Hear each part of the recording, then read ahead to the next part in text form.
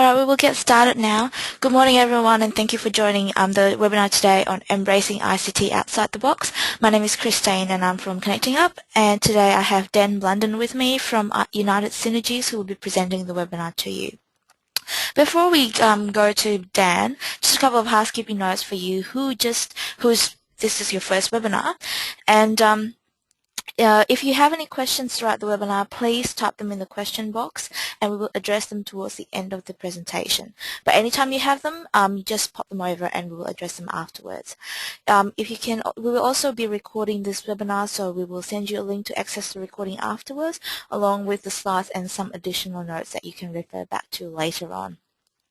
Other than that, I will pass it on to Dan, and the whole presentation today is just about helping you see think about IT differently in line with the theme of this month on IT planning. So United Synergies is a not-for-profit organisation, so this is a bit of like a case study for you as well. So I hope you get a lot out of this webinar, and I will now hand over to Dan. Dan, are you there? I am. Good morning, everyone. Yep, over to you. Okay. Fantastic. Thank you, everyone, for your time today. Hopefully, we can get something that's sort of good for you to get a bit of an understanding of IT and hopefully to help you sort of get around the technology side and think more of how it can help you, which is mainly what we want to try and achieve. So let's get started. Okay, so where did I come from? Ultimately, I've been sort of in the IT industry for over 15 years. I've worked everywhere from Demix bookstores supporting sort of 106 stores around the world. Been in a software development, document management company, done systems integrations and those sorts of things. I've run IT for a couple of airports through Australia, one of them internationally, and now I'm in a not-for-profit up here on the Sunshine Coast in Queensland. So I'm obviously the ICT manager for the organisation here, and essentially United Synergies. So United Synergies are a not-for-profit organisation. We're committed to making a difference to the lives of others. Our services support young people, families and communities around Australia, and we have a particular emphasis on those experiencing some sort of disadvantage. We're now supporting more than 2,500 people in need each year, and we have a range of services covering accommodation, employment, education, training, mentoring, suicide prevention and bereavement support, and we do a lot of referrals services as well. Our CEO, Christopher John, has been a member of Connecting Up, as have United Synergies, for quite a while. He actually received a scholarship through Connecting Up in 2011 and travelled over to America for the N10 conference. So we've sort of been supported by Connecting Up for quite a while, so it's really good to be able to give something back to them as well. Ultimately, as we said, United Synergies we're using as a bit of a case study to give you a bit of an understanding on how we're looking at IT and how I'm taking my technical side and working with an organisation who's about service delivery and combining the two and getting that happy medium to help the clients. Ultimately, that's what not-for-profits do. We're there for the clients. So how can we get IT to actually help you guys to do what you need to do? So the reasons that we needed to change the IT, as a bit of a background, I've been with United Synergies now for about 2.5 years. Prior to that, they had not had an actual IT person as such. They had external consultants that would come in and just fix things when they were broken, but that obviously meant that there was no one there to actually drive the IT forward and to plan and to actually build systems in the background. So a lot of not-for-profits, obviously, that I've dealt with and worked with across Australia, they're very similar. Often they're quite small, so they use a lot of consultants. So ultimately, we found that the productivity issues were quite high. The systems were very slow. They were non-mobile. The organisation had grown quite substantially very, very quickly and is continuing to grow. So the existing network structure was well past its capacity. Servers are well past their capacity to support the company as it was growing. So the computer equipment was very old, was very unusable, and it just didn't provide the services that they needed it to do. So they'd never had an IT strategic plan, and to that is a key component for any company, whether it's an internal IT person or a consultant, is to actually develop a strategic plan for your IT. So obviously, as United Synergies hadn't had an IT person, it was purely what we call a Bandaid break fix. So consultant would come in, fix that particular problem, and then leave again. And you know that over time, that doesn't actually resolve anything. It just fixes that at that time. So staff of United Synergies are required to become more and more mobile, to be more productive, and to give clients a better service. They needed their systems to go with them wherever they went. So you definitely, excuse me, I've got a bit of a cough at the moment, so please bear with me. Okay, so let's have a look at the main components that we deal with when we're looking at ICT for an organisation. So the internet. This is probably one that's fairly, everyone says is, oh yeah, we've got the internet, but they don't necessarily realise what they need or why they need it as such. So one of the really key things, and what I always like to do, is to essentially analyse what you're actually doing. So what do you use the internet for? Most commonly, you use the connections purely just for browsing internet pages, looking up information, downloading programs, and uploading to a website. Essentially, all your data is usually stored internally on a physical server, on your internal network, and it's not available to staff when they're not physically in the office. When you start to move to cloud technologies, the availability of the internet connection becomes much more critical. As you start to move from it's great when it's working, and you head towards if the internet's not working, I can't work. So the internet becomes a lot more critical for the organisation as you move more to cloud technologies. And if your staff are remote, cloud is very much a key driver for remote functions. There used to be quite a big push with Citrix and terminal services and those sorts of things, which all do require internet as well. The cloud is just the easy way to think about it is that's a new way of delivering the same functionality. I need the fastest. So everyone seems to be of that frame where I need to have the fastest internet, I need to have the best of this, and I need to have the best of that, which is not a bad way to be. It really can work that way, but practically and cost effectively, that's not always the case. So there's many internet mediums that are actually available out there. They've all got benefits, they've all got risks, and they've all got costs associated with those. Faster internet's definitely better, but when you've got to work out, does the cost outweigh the benefit that that speed gives you? You need to also have a consideration for upload and download. Both speeds actually do affect your jobs and how you use them. Obviously, you've got as the top end solutions, you have fibre optic.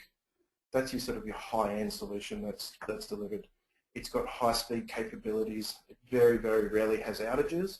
And it's often the same speed in both directions you upload and download. Fibre optic is what the NBN's being delivered on. It's also prohibitively expensive for not-for-profits. To give you an estimation, I did some cost analysis a little while ago, and for us to upgrade one of our offices was going to be just under $5,000 a month for fibre optic service. So obviously we didn't go down that option. So at the time, as I said, it was going to be about $5,000. There's also an install cost that was going to be around about $12,000 to $20,000. That's sort of a cost that they don't always tell you about up front. So you do need to actually get an actual in-ground install to your router cost from the ISP when you're talking about that. ADSL and ADSL 2 is a much cheaper alternative, obviously. It's very, very common. Business grade ADSL is actually quite good. It's the standard connection that most not-for-profits would probably be using. So there are some options that you have. Combining connections, which is what's called bonding, is something that's relatively newish. There's been a couple of options that have been around and they've sort of fallen away fairly well. One company that's really stood out is a company called Fusion Broadband. So we've been actually using their services now for a little while. And what they do is they'll take multiple internet connections. They've got a piece of hardware that plugs into all of them, and then it gives you one network cable out the other end to plug into your router. It actually then appears as a single internet connection, that's the sum of all of the ones that you connect into it all together. So it actually works really, really well. By combining multiple ADSL services, you can achieve high-speed internet at a fraction of the cost. So in our Tawantin office, we're actually running 3 ADSL2 services. The ADSL2 performance in the Tawantin office for us is actually quite poor. We get around about 7 to 10 meg download and around about 1 up, which is actually quite good, but the download's pretty terrible there. We found that it was dropping quite consistently. It was really quite poor. So we've bonded 3 together. So what that does is that means that our download sits averaging around about 27 meg download, and we're uploading at around about maximum of 3, which is really, really quite fast.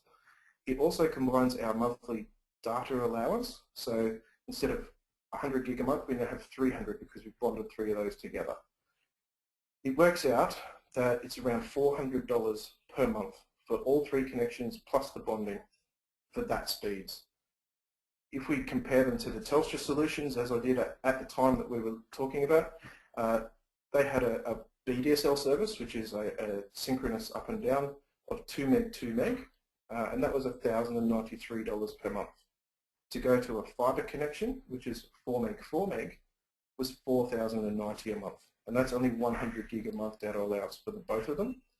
So effectively, we're saving, anything from $600 up to $3,500 just by purely bonding a couple of connections together. Since we've done that, we've had great performance. We have the redundancy that if one of our internet connections of the 3 does drop out, we don't lose internet because it uses the other 2, and it automatically joins back in once that comes back up. So they also offer a service where you can actually use multiple ISPs. So you could have a Telstra ADSL connection, an Optus ADSL connection, and maybe a TPG one. And they'll actually bond them all together despite who it's through. So if Telstra go out, the other 2 services are still alive. So for redundancy and those sorts of things for high impact sites, it's actually a very, very brilliant service. So in the notes that you'll get, there are some links to some of these companies and to some of the products that I'm discussing as well. So yeah. Hardware. Now, I don't know if anyone's ever seen one of these before, but I actually had one of these in my garage as a child. So there's a lot of switches and buttons, and we have moved a long, long way since then. So hardware. Who owns it? The new thing on the block that's coming up quite regularly is bring your own device. Company supplied versus staff supplied is a big question that's starting to be asked as people are starting to work more remotely, people are starting to telecommute and work from home. This is becoming more and more prevalent. It's something that United Synergies are going through right now. We have a couple of staff who are doing it, and I myself have been essentially doing this for quite a while. It can work very, very well for you. There's obviously a HR component that you need to look at in terms of part of the contract of the people. And there's also, you need to have your policies and procedures relatively locked down for these, so it can be very, very good. So with the average turnover time of IT equipment, it's around about 3 years. It can be quite an expensive exercise to keep that fleet of computers maintained. In the not-for-profit sector, where money is actually quite tight, that's more relevant than ever in most companies. So with your company supplied equipment, the cost, ownership, responsibility, and all the risk, they all lie with the organisation. If you allow the equipment to be supplied by staff, the cost obviously is minimised. Your responsibility and risk are all shifted to the staff member. There are a couple of other small risks that do present themselves, but the benefits for our organisation far outweighed for those. So, and by creating a policy document that's very, very specific to bring your own device, you've got to really have that. That I would always suggest too that the staff sign the document before they become eligible for that bring your own device. Any time that you get an IT usage policies or you get that bring your own device type thing, I would always make sure that I ensure that staff sign the document beforehand.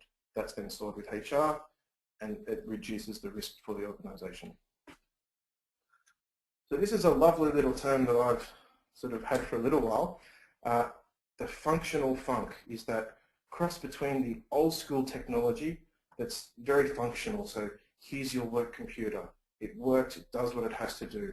It's very big, it's very heavy, it's, it's always slow, it's cumbersome. And then you have the new school, which is those cool, funky things. They're light, they're fast, sleek, they look really cool, and everybody wants them. So more and more staff are wanting to have that same performance that they have with their home computers at work. And as more and more people get home computers, and it's becoming more and more prevalent that that's what they want to do. So there are a few options that you have to move past this sort of conundrum of how do we work and who gets what. You can continue with your company supply equipment. There's absolutely no problems with that. Cost of your technology is coming down. To get new or high-spec equipment is relatively easy. Connecting up and Donatech obviously have options for refurbished. There's cheap equipment. Not-for-profits get some great benefits through all those sorts of organisations, and you can buy some things very, very cheap nowadays. You can meet halfway. So there are some devices out there, one of which we've been using a little bit at the moment, which is a Samsung device. The model is a XE700. There is a link in the notes, as I said. They're actually a hybrid of a laptop and a touchscreen tablet. So it looks like a normal sort of small laptop, works, got the keyboard, runs Windows, you can run full Office on it, it connects to the internet, has everything that your standard laptop would have. The advantage is that when you want to use it a little bit more discreetly, there's a button you press and the screen disconnects, and it's a full touchscreen tablet, very similar to an iPad but running Windows. So you still have the full functionality of a laptop in a nice little touchscreen tablet. So they're a great little device. I've probably put 6 of those into production now, and everyone is raving about them. They truly are a great little thing. Quite a few companies are offering their own models of those. I sort of have had a look at quite a lot of them. The Samsung I liked had a USB port on the actual tablet component, so even without the keyboard you can plug in USB keys, etc. as well. So, but they're a great little thing, definitely something to have a look at. They're about the same price as a sort of a high-end laptop, so they're pretty good. Definitely worth something to have a look at. And then you've also got the bring your own device. So staff can utilise their own physical hardware. Obviously they need to work within the guidelines, of course. So software can be installed and monitored. You can either directly monitor that or you can remotely monitor that as well.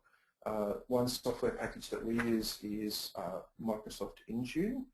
The Intune component allows us to install software remotely. It runs the virus scanners on the machines. It updates the Windows components and Windows updates virus scanners. It's a really, really good tool that I used for managing all of our machines in our organisation. It's completely cloud-based. It doesn't matter whether the staff are on a network or just on an internet at home, the Intune will actually manage and update those machines. One big advantage, and one of the reasons that I really like it, especially for bringing your own device, is that if someone was to leave the organisation, you can retire that machine from Intune, and it will then uninstall all the software that it has installed onto that computer all remotely. So the staff member doesn't even need to come back into the office for us to remove software. It will do it as soon as they get any internet connection. So it's a great little tool of doing that. It prompts up things like I had one prompt say that a hard drive was failing on a laptop, and within 2 days we had that resolved, and we didn't actually have any downtime because the laptop was swapped out, we got a new hard drive sorted, and that was done. Without that, essentially that remote staff, who's in an office maybe 2 hours a week, would have been somewhere, and the hard drive would have just died, and they would have lost access to all their systems. So it can actually help to minimise outages as well. So definitely a great tool to look at. Software. Going back to what I said before, where one key thing I always really like to do is to actually look at what are you currently using? What is it that you need to do your job? And what I found is that most people are actually very, very surprised by how little they actually use. So United Synergies, when I came on board, we started this project for upgrading the IT for the whole organisation, we did a survey of all staff to have a look at what they actually used. The funny thing is that we had approximately 100 staff. We had 6 people that used an application other than Microsoft Office. Everybody used Microsoft Office, and only 6 people used something outside of that on top. So for us, it made it very, very simple. Everyone was talking about, oh, but I do these and I do those, you know, and I run this database and I run that. They were Excel spreadsheets. They were occasionally an Access document, and they all were documents. That was pretty much everyone's systems, but they all had their own names for it. So the organisation thought they actually ran multiple different programs. Realistically, they used Office. So for us, it made it very, very simple to then start to look at how do we upgrade. So let's look at a new Office scenario. Let's look at how we can upgrade that. And then the 6 people, which is finance, they used NYOB. So that was outside of the box, that's fine. And then we also had a couple of other people that used their own database, which was essentially they logged into government departments to add their data to do their reporting, and that just used Internet Explorer. So we had MyOb and we had Office. Very, very good to have a look and actually just go back and see what it is that you actually use. For IT people, it's definitely a key. You need to know what you're supporting. You need to know what you're upgrading. From a business perspective, it's also quite handy to know if you've got these disparate systems all across. In terms of an information flow through the organisation, that can actually cause a lot of problems and inherent risks with that. So it's always good just to try and streamline everything that you do that way. Everyone gets used to what they do. This is the key thing that everyone will run into when you're looking at software. They know how to do it in one system and they don't want to change because they're used to it. It's very easy to get used to doing that task or to function one way and then just continue to do it because it doesn't change, there's no need to change. The rapid change in IT, new and improved ways to do things, new tools and software are all providing staff with a way to improve efficiency and productivity just by modifying slightly what they do. So software and business processes can be very, very closely linked. Business processing, or business processes, sorry, is something that from an IT perspective I always try and understand the processes of each department. The organisation staff are my clients, so for me to understand and to better what they do, I need to know what they do. So to understand the business processes from each department and each staff member really enables me to sort of tailor the IT solution to do what they need it to do, rather than change what they do to suit my program that I want them to use. One thing that I guess I differ from a few IT people is that I always have the belief that IT is to support the staff. They're to make you do your job better. It's not, IT is not there to tell you how to do your job. It's there as a tool to help you do it better. So I always try and make sure that I can sort of tailor those systems to do that. The number one thing that for any software change, or any IT change really, is change management. Project management is great, but unless you manage that change, the project won't go through as successfully as it can. Change management is a huge thing, and obviously that affects a lot more departments than just IT, but it really is key. If you can manage that change and manage the user's expectations and get them on board before you even implement, then the systems are always going to go in better, it's going to work better, the take-up of the project is always going to be a lot better. Networks. Now this is not a photo I took, however, now I was at airport, I had something extremely similar, and having to support an airport with this kind of network is a whole lot of joy. So realistically what we do need to look at is what do we actually need, and this is really changing. This is a key part for United Synergies at the moment, something that I've been looking at for quite a while, and we're heading down this path sort of relatively quickly at the moment. So Windows domains versus internet cafes. It's a nice little analogy to look at. The traditional way that everyone knows of business is that you run a network domain. Usually Windows can be obviously Unix based and quite a lot of other things, but the Windows domains are usually number one on anybody's list when they talk about running a business. So it's traditionally been the way that you manage your computers, you manage your business environment.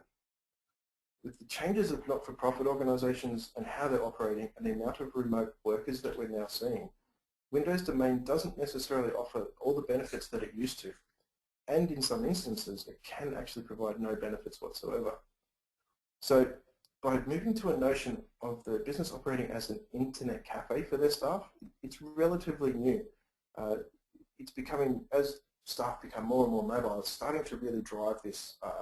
It's something that I'm starting to see across quite a lot of organisations, not just not-for-profits, but it's really sort of pushing for IT at the moment that I can see. So United Synergies are really moving towards being an internet cafe for all staff. So currently we run one office, which is actually where I'm sitting at the moment.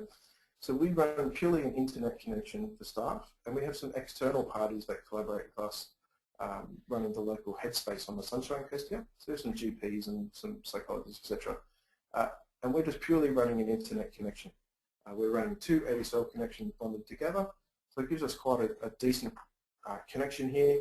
We're running the Office 365 for our employed staff here, so they can access all of their information remotely. They use SharePoint, they use their Office, and we also have a medical software that we need to run with a virtual server in the cloud backend that they're using for that. So it's been running for around about 6 to 8 months here, and we're actually running perfectly. We've had no issues. We've got about 8 external parties that are all using the system remotely. It's all working really, really well.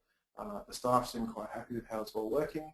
From an IT perspective, it's very minimal in terms of upkeep and management from my side, which then means that I don't need to spend my days maintaining my systems and maintaining the networks and all those sorts of things. I can actually then more focus on my day-to-day support of user issues and also the actual IT management side of getting that strategic plan and finding better solutions to help the organisation. So it's been a great outcome for what we've been doing. So we're now looking at rolling that out for across the whole organisation. So we do currently run a Windows domain. That's actually starting to fall away. So any new staff or any new computers that I implement are not domain joining. They are all standalone. We run full Office 365, so everything's available in the cloud now. And we also have obviously those cloud servers if needed. But everything's available, so it's been really good. And it's something I'm actually really looking forward to is actually turning our domain off and running on that pure internet cafe style scenario. Remote work is in the field a perfect example of working that way. We've got quite a lot of staff that work in schools, so they'll work in possibly between 2 or 3 different schools. They have a little 4G Wi-Fi device that they turn on. They connect to the internet, all their emails, everything comes through, synchronizes all their documents with SharePoint. They then turn the little device off. They can work remotely. They have no need to come into an office. They have no need to do anything particular. They can work from home. They can work from the school. They can log in the car when they're sitting in a car park waiting for someone. It's been really, really good. So very, very happy how it's going. And it's something to keep in mind, to have a look and see, is a domain what we really, really need? And the big kahuna, the cloud. So everyone's heard about it. There's been quite a lot of push, especially with not-for-profits at the moment, to start looking at that. There's a lot of hesitation. There's a lot of sort of toing and froing with it. Coming from big business and having been in that environment and coming into a not-for-profit, it was an interesting change for me to see how the sector actually looks and feels about it, and plus two, talking with government departments about what regulations and all that. It's been quite interesting. So there's definitely a lot of options out there. Do you need it? Do you need any of it? Do you need all of it? What are the options? There's quite a lot. So your main basics really include your infrastructure as a service, software as a service, and your online programs. Your infrastructure as a service is essentially creating your existing servers in a virtual environment, so they're usually in a remote location. You manage them as you normally would, just log in remotely, We combine them with what is called a VPN network. It operates identically to a local server. Obviously, the infrastructure as a service in that offsite environment reduces your risks of server failure. It's backed up regularly offsite. It's available 99.9% of the time under an SLA by the vendor. Disaster recovery is minimised because if your building burns down, your server is still fine. They have redundancy in their data centres. It's huge. So from a disaster recovery, it's fantastic.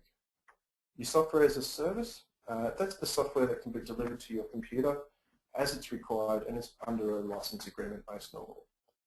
Often purchased on a per month per user charge, so there's no outlay for your software. Office 365 is obviously a very well-known software as a service program that is done. The advantages of software as a service from an IT perspective is management of licenses, and from a cost perspective to the organisation, the license cost is actually much better managed in that by paying per user per month, you're only paying for what you use as you go.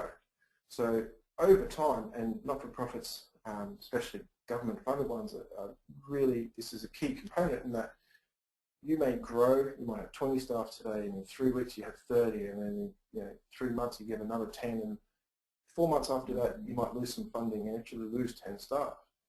You've already purchased the software, and with your budgets that you do for the 12 months to 3 years, you've already paid for it. So they're sitting there essentially doing nothing. By using a per month, per user basis, as you go up, the cost does go up. But as you go down, it also decreases. So you lose some funding, you don't have that money to pay for it anymore, well, your costs are actually going down, so that kind of ties in quite nicely with that. So it really can be very cost effective from that perspective.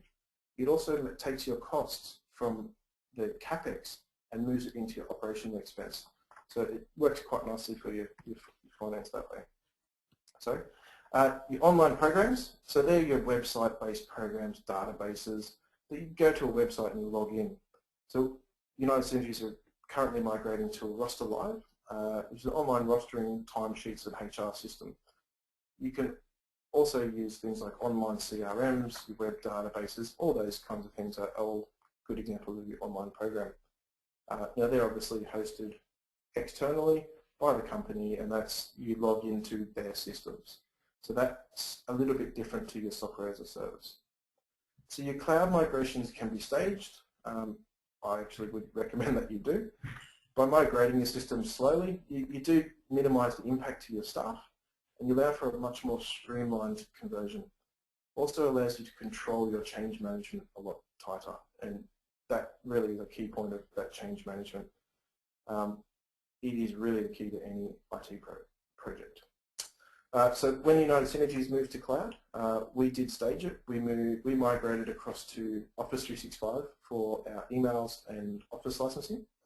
We then moved our servers into a virtual environment, recreated the whole new domain over there, and then now we're actually in the final stages of migrating all of our information that's stored on a file server across into SharePoint. Once we've done that, then the domain can actually be removed, and all of the clients then just access everything through SharePoint. It's been really, really good for us. We're really happy with the outcomes of that. So it's gone very, very well.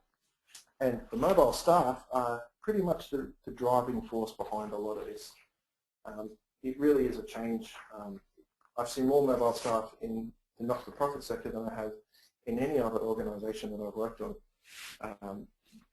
It's really an interesting one that's quite unique to not-for-profits, and it's actually one I find really exciting. This is really where I think that IT is heading, is moving towards this more mobile sort of working. So keeping in touch. Mobile phones have changed, as everyone knows, quite dramatically. The iPhone has been a huge driver in the industry. Everyone wants one. You know, they're great, they're fancy, they're cool. They're also quite expensive. I do run iPhones. I'm really happy with them. But for the organisation, we're actually starting to move away from them. We have been running them for a little while, and they've been great. They still are great, and very happy with them. but I've started using the Nokia Lumias. There's a new one, the Nokia Lumia 520. It's come out on the market. It has a current buy price of $179. That's walk up to any phone store, purchase it right then and there, $179. You own that phone outright. You can then use that with your current SIM cards, and it is really a cheap phone. It's definitely in the realm of the not-for-profits to replace your on mobile phones.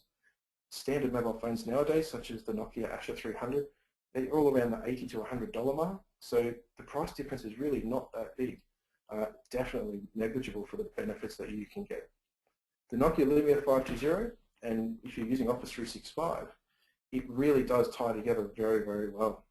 Obviously, the Lumias run a Windows 8 mobile software on them, and all of a sudden your remote staff can start to access the emails, the calendars, all the business information stored within SharePoint. All of that is available right there on their phone at any time that they want. As long as they've got mobile phone reception, they have access to all their information. It's just been fantastic. They can also create Office files and save them directly into SharePoint from their mobile phone. So if they wanted to create a quick Excel spreadsheet, or they want to edit a budget, or they want to make a quick note and store it in the system, they can do it all from on their phone. They don't even have to open up a laptop. We're also utilising the new Telstra 4G devices. A lot of staff were using the little 3G USB ones, which were great for what they did at the time. The new 4G devices, obviously 4G's much faster speeds. You're talking up to 40 meg download in locations where it's got 4G coverage. It's just fantastic. It's faster than what most people's internet could ever be. It really is good. They can connect up to 5 devices, so you can connect your laptop, your mobile phone, your iPads, you can connect everything up all to this one little device. United Synergies are now actually, there's a new program that we're going to start next week, I think, and we're actually using a little 4G device to run 4 laptops. So students will be doing their numeracy and literacy on these laptops. They get the access to the internet to log into the program. They enter all the information, and then they can work their care plans from that. So these are just a great little thing, and they're really quite cheap. So definitely a great thing to look at. So we need to always make sure that staff can access what they need, when and where they need it. Information really is the key. So staff need to get their information and data to work efficiently. If the staff work out of an office, it really is optimal to make that data available to them wherever they are. SharePoint, coming from a document management background, I've seen quite a lot on the market, been through all the competitors to the company I worked for at the time, and then SharePoint came out, and I completely am sold, and it is probably the best on the market. I'm really, really happy with how it's going. So look, it's a great document repository. It's secure. You have username and password logins. It's managed centrally by your IT. Can also be managed by the staff directly, depending on the permissions that they're given. It's included in most of your Office 365 packages, so you don't even have to pay any more than what you're paying for Office. It's included with it. It also ensures that everyone can access the same information that's centrally stored. It creates a central point of truth for all of your company information, which is really, really such a key point. That central point of truth of everyone looks at the same information from the same location means that if one person updates it, everyone else sees that straight away. In systems where you have remote staff and they save everything on their computer and then they come back and upload it when they get back to the office, you've got people updating different documents at different times, and someone else might change a document, and all of a sudden you have all these disparate documents that are different versions across everything. By creating this central point of truth, you actually might mitigate all of that. Everything comes in together and it works really, really well. So SharePoint through Office 365, it's available on any internet connection. It means that if a staff member is in the office, they can access their files. They can also access them exactly the same way, whether they're at home, sitting at the coffee club, having a coffee, sitting at McDonald's with a client, anywhere they can access the internet, they can access their files in exactly the same way. So from a user perspective, they don't change what they do. No matter where they are, they still operate exactly the same way. And you need to make sure that all the information is accurate and up to date. As staff becoming more and more mobile, without the appropriate systems, the information they have may not be up to date. So the risk may be actually high impact depending upon the organisation and what they do. By utilising systems that allow access on demand to the latest information and data, service delivery and strategic decision making can be much more accurate and much more appropriate. Out-of-date information can actually be quite detrimental to an organisation, more so than not having the information. If you try and make a decision on the wrong information or out-of-date information, it can actually go quite badly. And if you don't have anything, then you need to go and find that at that time before making that decision. So having out-of-date or wrong is actually really not that good. So where to from here? Where are United Synergies now? It's still obviously in quite a good transformation stage. We're nearing the end. As of today, we are 99% cloud-based. The only thing that's not currently cloud-based is MYOB, due to MYOB. We have 3 virtual servers in a Telstra NCS environment. That's their virtual systems. They run our Windows domain, our file servers, and our medical software for the Headspace office. Data files are stored there for about 50% of the organisation. We are working through migration at the moment to SharePoint. We're currently using Office 365 for access to all of our Office applications. SharePoint has completely replaced our company intranet. We are looking at obviously replacing all of our file servers with that SharePoint integration. Approximately 10 mobile staff members now that are using Office 2013 on Windows 8.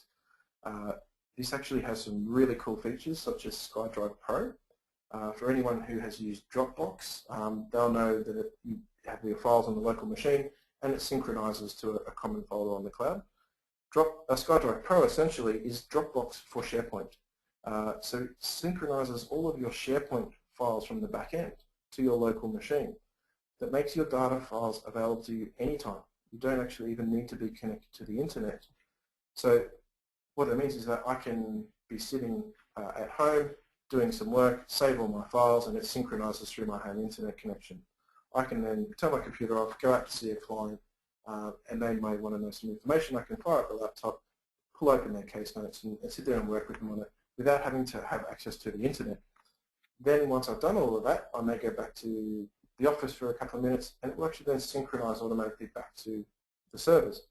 I then may go and see another client, update their information without the internet, and then I may go home, and when I turn my computer on at home, it synchronizes from at home as well. So it uses any internet connection, not just your work one. It really is actually a great thing, and it's something that I've been really looking forward to, and is the final component of this integration that I've been looking with Office 365. So we actually have one staff member who travels internationally quite a lot for our suicide bereavement components. So she has been to India, and all of her files were available there. She didn't always have internet. She could sit there and create files, develop all new documents, save them into the SharePoint structure, and then when she connected to the internet, it uploaded all those files back to SharePoint, and all the people back in our little Taunton office could access all that information from across the world. So it's been really, really great. So Headspace Maroochydore office, it operates purely as an internet cafe, as I was saying earlier. So we just provide internet access to the internal staff as well as our external contractors. We've been running 6 to 8 months, and it's just been perfect. The vision for the future, the next sort of couple of years for United Synergies, ultimately I'm going to be pulling out the virtual servers. Windows domain, I don't see this organisation needing. I think we've moved past that, and I think that's actually probably something that a lot of organisations in the not-for-profit sector really could be similar. So our staff, I want them to have the same working experience no matter where they're physically sitting. Staff should be able to work exactly the same in any location. So that's really a driving force for me, and that could be at the office, at home, in a courthouse while waiting for clients. They could be sitting at McDonald's meeting clients. It could be the CEO sitting in Canberra with government departments trying to get some work, so he can sit while waiting for them, and everything should be exactly the same. that's really my key, is the office is where you're working, not a particular building. So the physical hardware that staff use, I want that to be able to be whatever they want it to be. I want the systems to work across all platforms. I'm currently running all the Windows systems through a Mac, and it's working quite well. I'm pretty happy with that. So as far as I'm concerned, Mac, Windows, Intel, AMD, all the different companies, it shouldn't matter what you use. It all comes down to the system should be able to work across that. And cloud computing is really opening that up. So that's a key thing that I would really like for the organisation. I really want to focus more on the strategic planning of the service delivery in a digital world. Online service delivery is really going to make our United Synergies services available to many more clients that previously you wouldn't have had access to. The world is changing. Clients are becoming more and more online. We have quite a lot of homeless clients at the moment who still have access to the internet through mobile phones, and they come to us with, oh, we want to get access to this service, and they have found it by looking it up on their mobile phone, despite not having somewhere to live. So that's a key area that we want to start to move to. We also want to look at ICT to start helping United Synergies get more funding from different sources.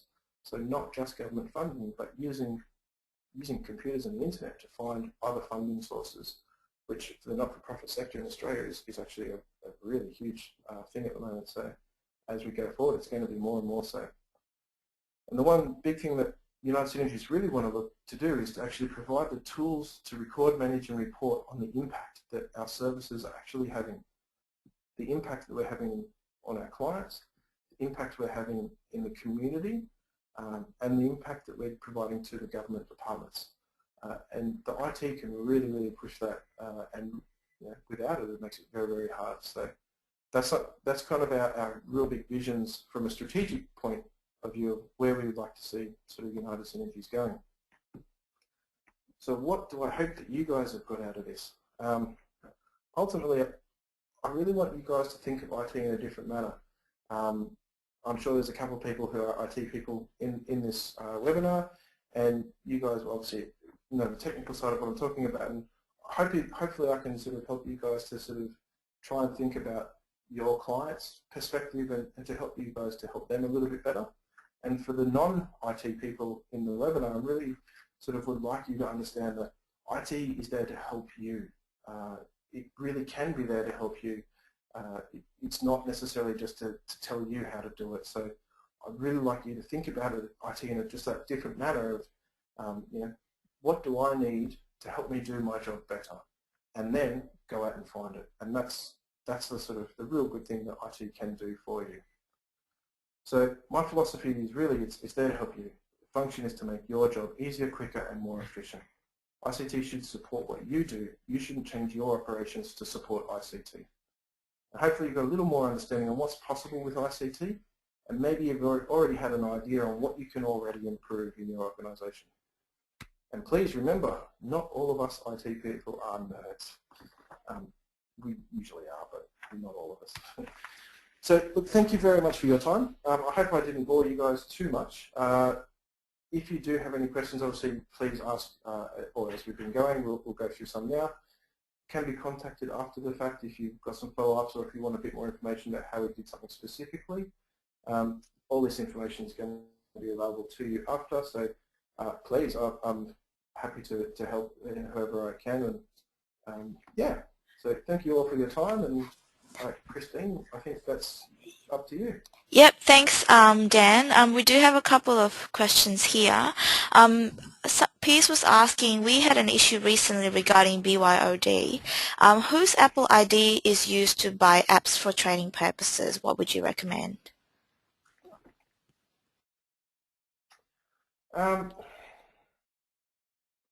It's an interesting one. Is that with I'm assuming that's probably more with an iPad, you buying an app rather than a Mac as per se. When it's specifically for work, often it could be, usually it would probably come down to the organisation, in that the organisation is requiring that person to use that program, or they're using that program to benefit the organisation. Whether they use an organisation's Apple ID or whether they use their own Apple ID, it's probably much of a muchness, although if they're using an actual device, then it's usually they're going to set it up with their own ID. You can always do petty cash, restaff reimbursements for the costs of those programs, and there's quite a lot of free great apps out there as well. But as a specific answer, I would probably use that staff member's Apple ID if it's in a BYOD environment, because they then walk away with that device at the end of their time with the company. So you wouldn't want that to stop working for them when they leave. So that's probably my answer to that. I guess following in from that question, how regularly should you change the passwords? I mean, obviously with the accounts and stuff. I think off the top of my head, the standards for Microsoft are in a Windows domain environment. I think it's every 30 to 31 days. And in Office 365, I think it's every 42 days. You can specify a particular time if you want it to go 100 days, or if you want it to go 3. It's completely up to the organisation. I'd recommend sticking pretty much with the Microsoft recommended times. Usually once a month would be pretty much the average. If you go too much, people start to get really annoyed. People start to forget what passwords are, those sorts of things. So probably once a month would be pretty average. You talked earlier on about the internet side of things and having combined connections. Can you explain that a bit further? Do you mean, what does that mean actually, combining connection? Is it combining accounts from various branch offices? Okay, yep. So bonding is essentially for one particular office. So an internet connection is essentially the connection for that office to the internet world. By having multiple connections for that particular office and bonding those together, it creates one big connection to that world. It's a bit hard to sort of describe in words, but if you think of having 3 garden hoses from your house, and each one has its own sort of water stream, the maximum that it can do. If you then combine that into one bigger hose or one pipe with those hoses inside it, you have then like a bigger tunnel through to the outside world by joining multiples together. So, we have, our Toronto office has 3 internet connections bonded. Our Maroochydore office has 2 bonded. One of our other offices has another 2 bonded. So you would put a bond where you need better performance at each site.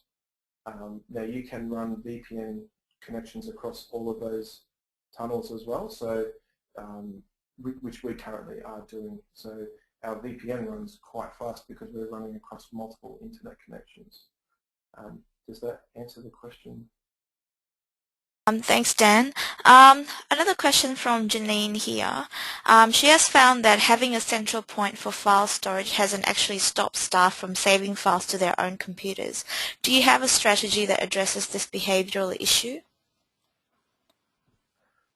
This is probably the #1 issue that all IT people face, and as a lead on from that, all businesses face.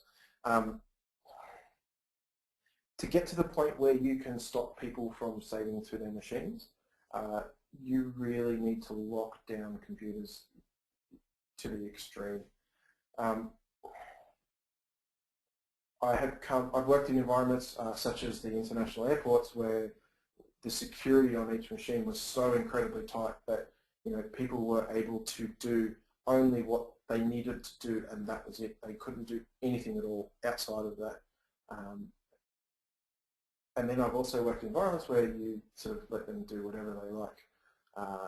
Not-for-profits and United Synergies as a key point is quite an interesting one in that I have to be quite careful as to what I block access to, because we do a lot of things with child safety, and we do a lot of things with clients that actually have a need for our staff to do some research online about some incredibly awful and incredibly content-specific things that normally you would block from an internet connectivity point of view.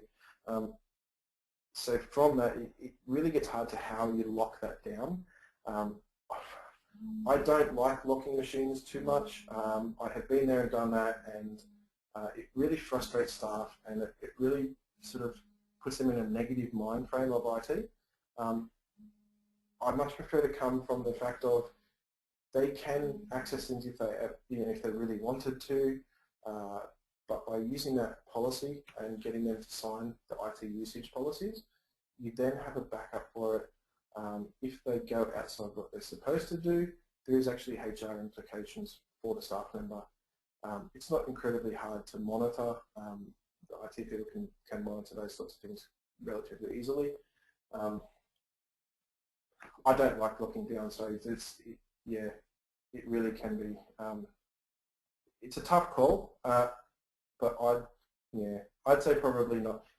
To stop them from doing it is incredibly hard, and it's really tough for people to work efficiently when you do that. So. Another few questions here. With Office 365 file sharing, does the 7 GB per user get shared between all users like how Dropbox works, or like Dropbox Teams, or is each user the owner of their set of files? SharePoint works slightly differently. There is a location called a My Site, which is per user. So they have their own little My Site, which is fantastic for storing things like where they put their leave applications, where do they put their, as they're working on a document for their performance reviews every year, they can store them there. It's for them, it's almost like a personal area for them. So they do have that functionality. It's only a smallish area, and you can limit the size of what that is. SharePoint then has what they call a team site. So the team site is a shared area between everyone that you give permission to access that. Now that can be internal staff, and it can actually be external people as well. You can grant access to external people to log in and to share files through that as well. There's no, I think that it's 100 gig is, off the top of my head, please don't hold me to it, is the limit on each SharePoint site. And within that site, you can split that up across multiple departments. So I guess the way that we run it is that we have almost like a tab per department. It's like its own website per department, and then they have their own their own program area specific folders, which you can grant permissions to underneath that, and then they store them all together in there. So it's not a 7 gig like Dropbox. It is actually above and beyond what Dropbox does. Dropbox is great. It really is great from a sort of a personal kind of thing. SharePoint moves it to that next level and actually does it from a business integration kind of point of view. We do have a couple more here, so if you are happy to stay, we'll just continue on a little bit. How do users print in the office without Windows domain to a central printer? We do have networked printers. You can print directly to printers with via IP addresses across a local network. Works very similar to how you would if you had like a wireless printer at home. You don't always have to plug a USB cable in. It essentially works exactly the same. So when you log on to the local internet, whether it's you plug the blue cable in or whether you join the Wi-Fi, you essentially connect to the local network. On that network is the printer and your computer, so you can then talk to that directly across that. So as long as you can install the printer driver and attach to that IP address, then you can print to that printer. It actually works quite well. We've got multiple ones here that do that, and you can even if you configure your router, you can print to that printer from outside the network as well, just by using the external IP address of the internet connection, which does work quite nicely also. A question here about BYOD again. How do you manage the potential for viruses to affect an infrastructure when using BYOD? So we're using that by using Windows Intune. Windows Intune uses forefront technologies. It installs on each machine. That's one of the first things that it actually installs. So users cannot uninstall, users can't stop it from virus scanning, users can't stop it from updating. So that anytime they connect to the internet, Windows Intune will talk to that machine and update all of its virus logs, all of its virus scanning. It pushes everything out from that central point. It's all completely user-free, so they don't need to have any interaction from it. Great. Back to question about cloud and servers. What do you think are the benefits of remote access to NAS or server versus cloud? And where do you back up your PCs to? So using So cloud and remote access are obviously relatively similar in that you're accessing systems that are on another machine somewhere else on the internet. And that could be anywhere depending on who you go through. So using remote services works quite well. It's been around forever and a day. And yeah, it really comes in waves and cycles. So there was a big surgence of it, quite a few years ago. Terminal server was the big thing, and then Citrix became the new big thing, and everyone was moving to Citrix, and then everyone started to move away, and then terminal server came back again, and so it's all kind of goes in cycles, and it works perfectly. It really does. In terms of the cloud solution, when you're looking at putting servers into a cloud, you do need to be careful of licensing. Any existing licensing that you have with Microsoft, most of it doesn't actually transfer across to the cloud servers. There are, I think, 8 different programs that do like SQL Server and Exchange Server and those sorts of things, but Terminal Services is one that doesn't. So if you already have, say, 60 licenses for Terminal Server, if you then put those into a virtual server, you need to go and buy 60 licenses again for that environment. So it can actually be very cost prohibitive. However, it does work. It does keep everything centralized. And there are some programs that you don't have a choice. I would have loved to have got rid of all 3 of our servers, but the fact that we're now running a medical software backend means that I actually do have to keep one server there, purely because there is no cloud-based solution for that at the moment. So we will keep one, but it's purely as a back-end for the software to talk to remotely. So the other servers will go. Cloud works slightly differently in the true sense of it, in that you're accessing other servers, you're paying for their licensing in the cost. So you pay usually per user per month, and that covers you for all those licenses. You don't need to go and buy it, and you don't need to manage a whole suite of licenses through everyone. So your license management's pretty much gone, which works really well. And we've gone from having lots and lots of licenses to having 2 or 3. So for us, it's been really good. It's moved everything together. So previously we would have to buy an Exchange license, we would have to buy a terminal server license, we'd have to buy an Office license, a Windows license, a virus scanner license, all for each computer that accessed the machine. So now we pay an Office 365 and a Windows Intune license, and that's it. So from us, there's just no going back. It really has been an eye-opener. So. Right. Emily is asking, how do you monitor users' usage of internet, stop them from accessing inappropriate content or spending time watching movies, etc.? The big one for my users seems to be streaming live radio through the internet. That seems to be their fun one that they do. Ultimately, you can, through any internet connection you have the ability to set up a gateway. when they're in the office. When they're from home, they can watch all the movies that they like. If they're out on the road and they're using a Wi-Fi device, they only have, we have 4 gig limits on ours, so it's quite a lot.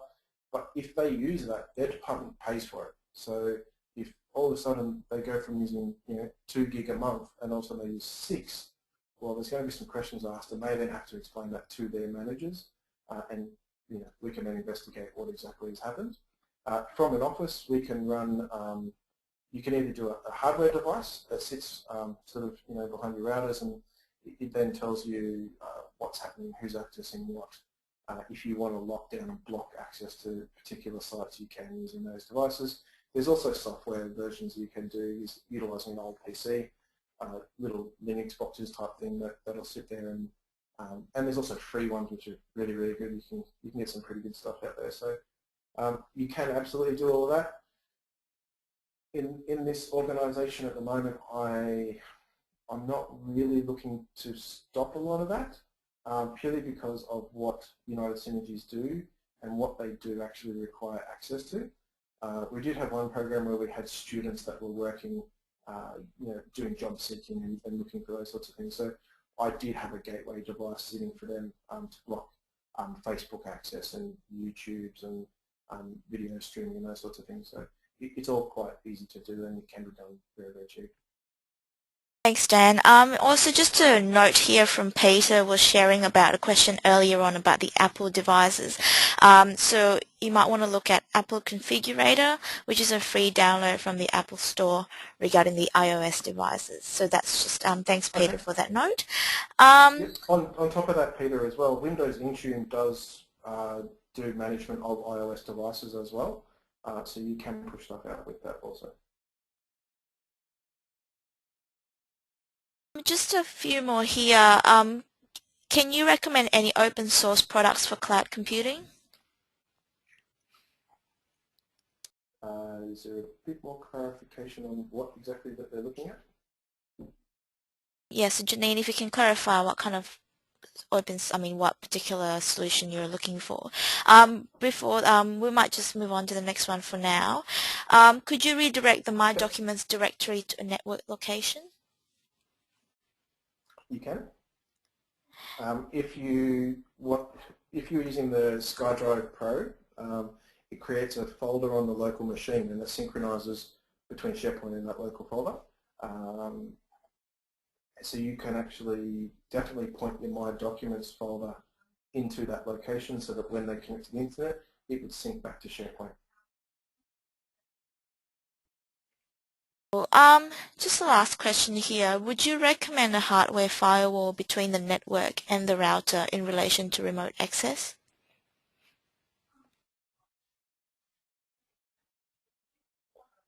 A firewall in between for remote access to local servers, to virtual hosted servers. The question just says, would you recommend a hardware firewall between the network and the router in relation to remote access? I would definitely recommend a firewall, full stop. We use the Telstra NCS environment for our hosted servers. I think it's $40 a month for us to have a high-end firewall on that package. Absolutely. I mean, you always want to make sure that you are protected as much as possible, not only for viruses and for those sorts of things, but also to stop people doing what they shouldn't be doing. You can set the firewall to block as much as you want. You can set it to be as open as you want. But to have that capability for $40 a month for us is a no-brainer from the server perspective. As we're going to be doing away with the servers, we would then need to look at a solution for each office. But when I have a bunch of old computers sitting around and I can use free firewall software, it's not really a cost issue for us. So, but yeah, I would definitely recommend a firewall. Thank you. Well, I guess that was the last question we had. Janine hasn't got back to me about the open source product, so I mean, Janine, I'm happy for you to contact Dan directly if you have more questions. Yeah, Also, definitely. if some other people have other follow-up questions, please do feel free to email Dan. His email is on that slide, and I will send through that slide to you guys as well after the webinar with a link to the recording. So anyway, I would like to take this opportunity to thank Dan once again for taking the time to present to us, and thank you everyone for attending and for the questions, and I hope to see you again at the next webinar next week. And thanks very much, Dan, and hope you all have a good day. Bye. Thank you, everyone, and thank you for connecting up. See ya.